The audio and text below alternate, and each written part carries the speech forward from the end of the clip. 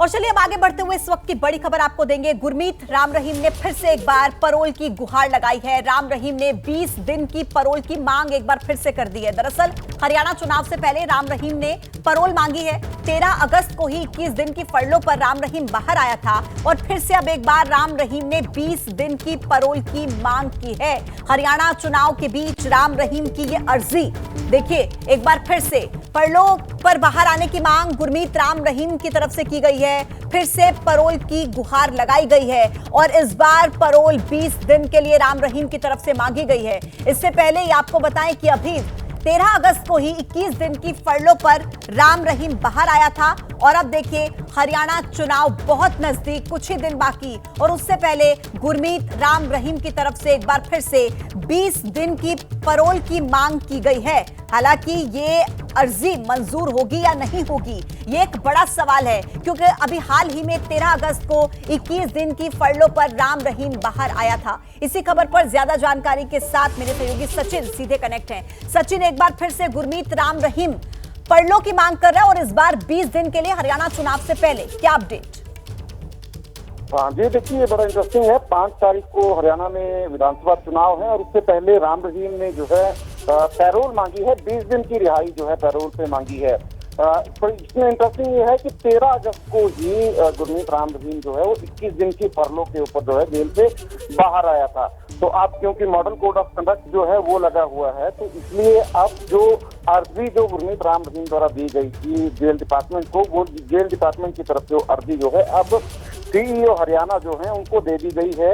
और सीईओ हरियाणा की तरफ से सरकार की तरफ से ये पूछा गया है, जो मॉडल कोड ऑफ कंडक्ट में जो बाकायदा कानून है उसके मुताबिक उन्होंने पूछा है कि ऐसे कौन से कंपेलिंग रीजंस हैं या इमरजेंट सिचुएशन है कि जिसकी वजह से गुरमीत राम रहीम को जो है वो पैरोल जो है दी जाए अभी मॉडल कोड ऑफ कंडक्ट के दौरान। तो सरकार की तरफ से अभी जो है इसका जवाब जो है दिया जाना है।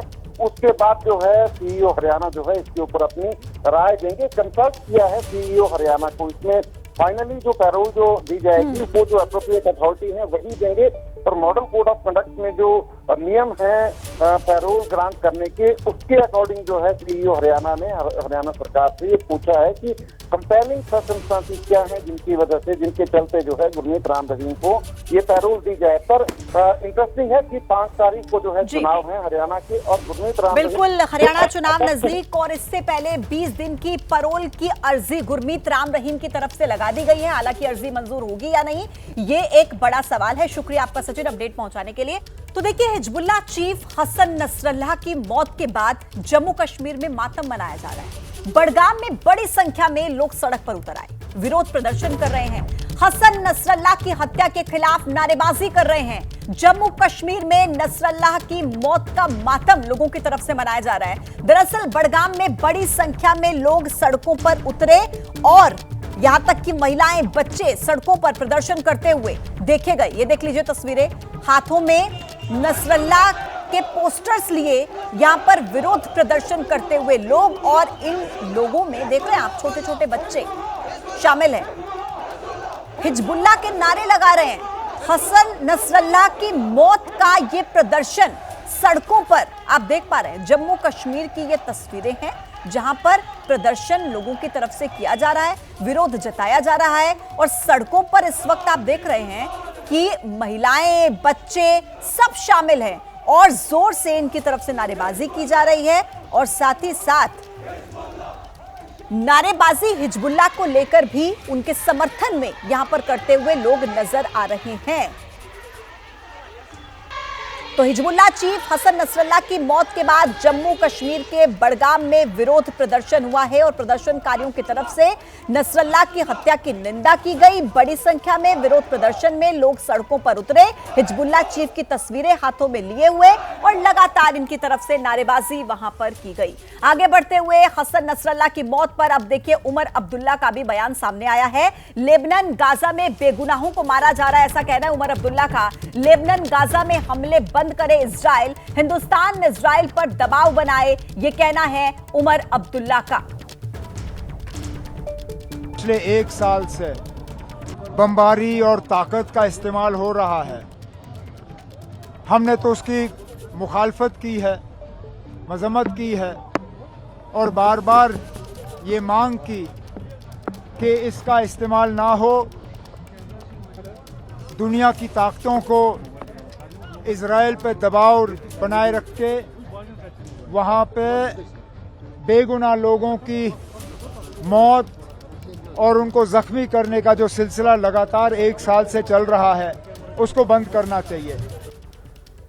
और देखिए, इस बीच हिजबुल्लाह के नए टॉप लीडर का भी ऐलान हो चुका है। हाशिम सफीदीन को हिजबुल्लाह का नया लीडर घोषित किया गया है। दरअसल हसन नसरल्लाह का ही भाई है हाशिम सफीदीन, जिसे हिजबुल्लाह ने अपना नया लीडर बनाया है। नसरल्लाह के बाद हाशिम को हिजबुल्लाह की कमान सौंपी गई है।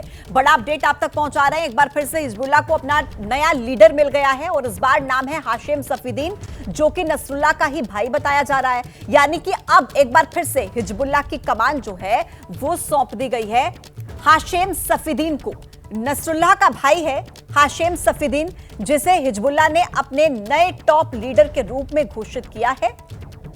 तो देखिए, बिहार के सुपौल में कोसी नदी कैसे रौद्र रूप अपना दिखा रही है। हमारे संवाददाता शशांक की एक रिपोर्ट हम आपको दिखा रहे हैं। देखिए, कोसी नदी जो है वो तांडव मचा रही है, अपने रौद्र रूप में आ गई है।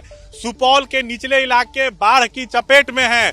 पूरा इलाका जो है वो जलमग्न है। हम आपको निचले इलाकों की तस्वीरें दिखा रहे हैं। कैमरा पर्सन विशाल मेरे साथ में है। ये देखिए, झोपड़ियां जो है वो पूरी तरह जो है वो डूब गई हैं। मेरे कमर तक पानी है। अगर थोड़ा सा संतुलन बिगड़ेगा तो मैं भी बह जाऊंगा। देखिए, महिलाएं हैं यहाँ अंदर, छोटे छोटे बच्चे हैं, जान जोखिम में डालकर आ रहे हैं, जा रहे हैं। अंदर अब रहने लायक स्थिति नहीं है, प्रशासन से मदद नहीं मिल रहा है, इसलिए लोग बेहद परेशान है। ये देखिए, यहाँ पे जनरेटर है वो डूब गया है। देखिए बाइक की क्या स्थिति है वो हम आपको दिखा रहे हैं। बाइक भी जो है यहाँ पे वो डूब चुकी है।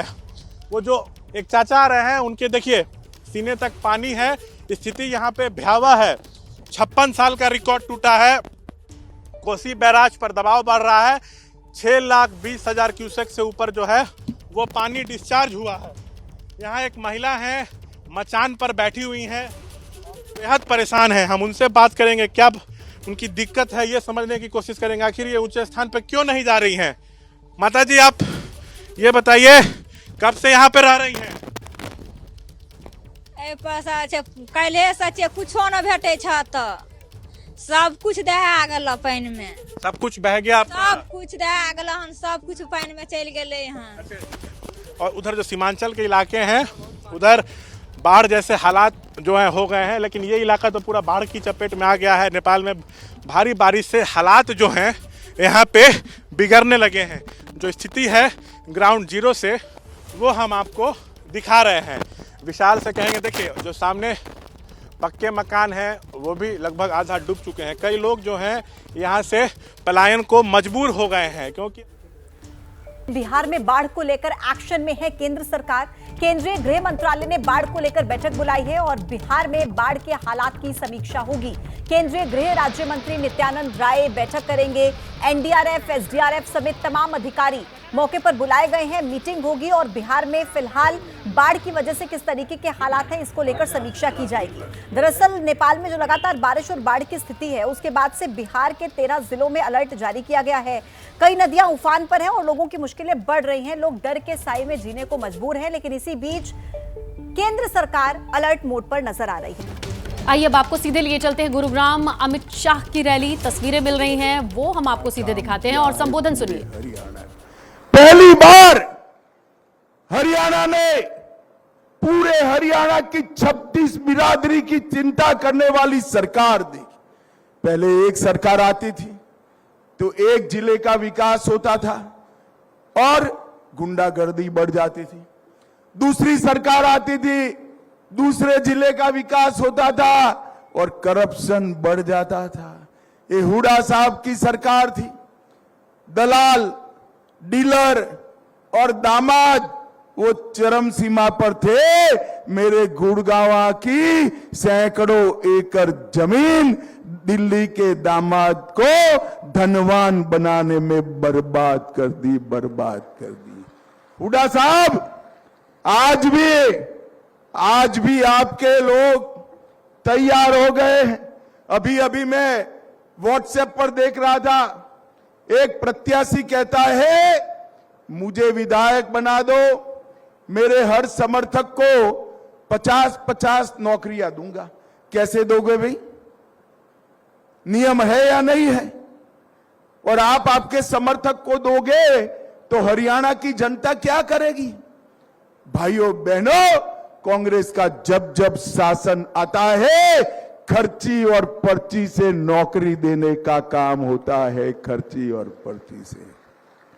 भारतीय जनता पार्टी की सरकार आई, हमने हरियाणा में 1.5 लाख लोगों को नौकरी दिया।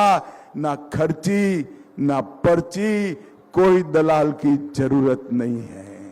कांग्रेस के जमाने में नौकरी देनी हो तो घूस देनी पड़ती थी। इनके दल्ले आ जाते थे, दलाल आ जाते थे, घूस मांगते थे।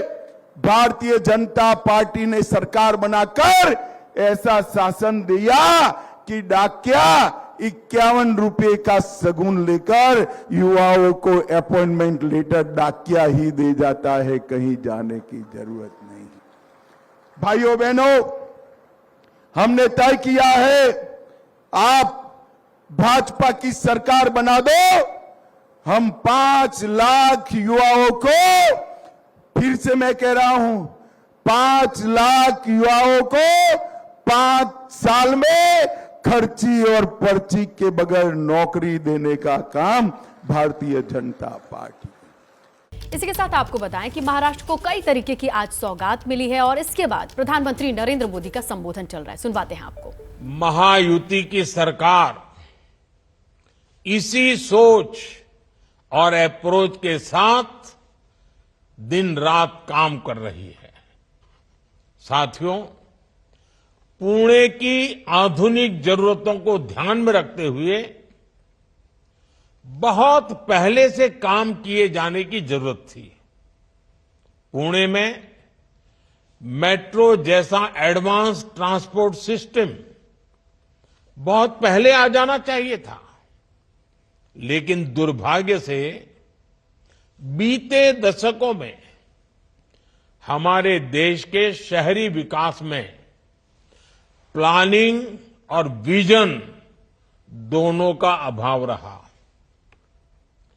अगर कोई योजना चर्चा में आती भी थी तो उसकी फाइल ही कई वर्षों तक अटकी रहती थी। अगर कोई योजना बन भी गई तो भी एक एक प्रोजेक्ट कई दशकों तक लटका रहता था। उस पुराने वर्क कल्चर का बहुत बड़ा नुकसान हमारे देश को, महाराष्ट्र को और पुणे को भी हुआ।